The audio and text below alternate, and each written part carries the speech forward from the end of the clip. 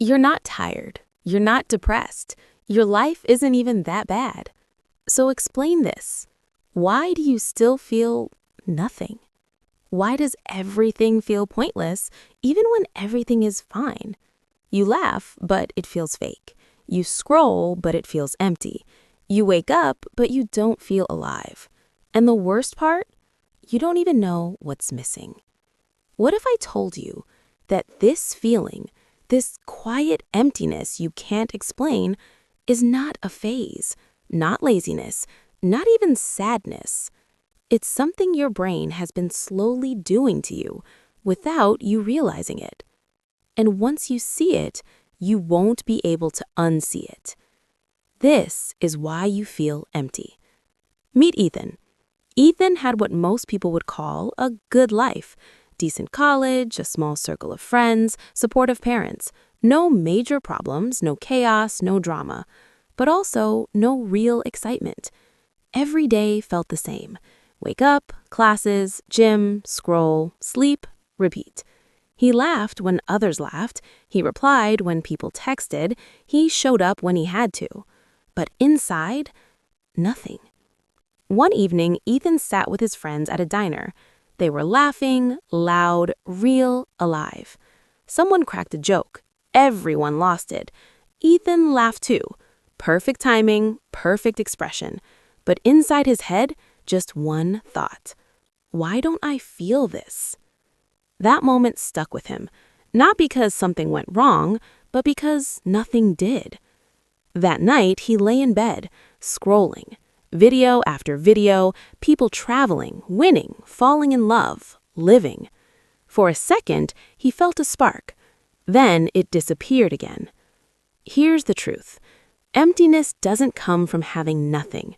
It comes from feeling nothing. And that doesn't happen overnight. It builds quietly. Ethan didn't notice when it started. Maybe it was when he stopped asking himself what he wanted and started doing what made sense. Wake up because you have to, study because you have to, talk because you're supposed to, not because you want to.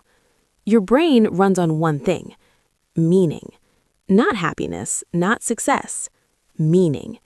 The feeling that what you're doing actually matters. And when that disappears, your brain doesn't panic. It disconnects. Think about when you were a kid. A random trip felt like an adventure. A small win felt like the biggest thing in the world. Why? Because you were present. You weren't analyzing everything. You weren't comparing your life. You weren't stuck in your head. You were just living. But now, everything is calculated. Is this useful? Is this productive? Is this worth my time? And slowly, you stop experiencing life and start evaluating it. Ethan did the same. He stopped doing things he enjoyed and started doing things that made sense. Safe choices, logical steps. And a life became a checklist. And checklists don't create emotions. They create completion. But that's not the only reason. There's something else.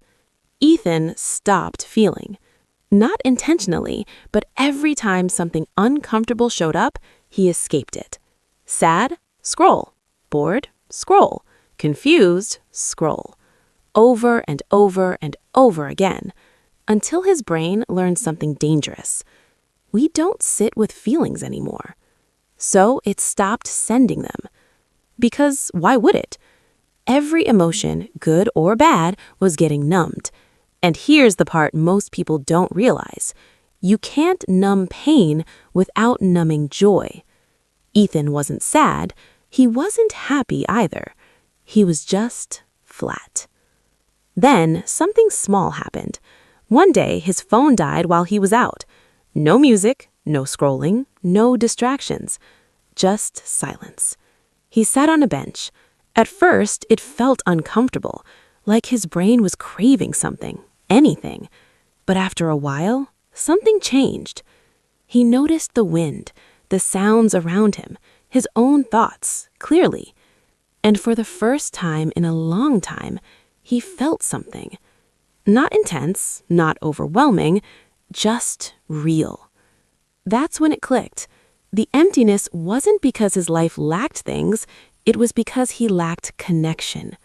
Connection to moments, connection to feelings, connection to himself. Psychology calls this emotional numbness. When your brain, overloaded with constant stimulation, chooses to shut down depth. You're not broken, you're just disconnected. So Ethan didn't change his life overnight. No dramatic transformation, no big decisions, just small shifts. He stopped multitasking his life. If he was eating, he just ate. If he was walking, no phone. If he was talking, he actually listened. At first, it felt boring because his brain was addicted to stimulation. But slowly, boring turned into calm. Calm turned into presence. And presence brought back feeling. Even the uncomfortable ones. Especially those.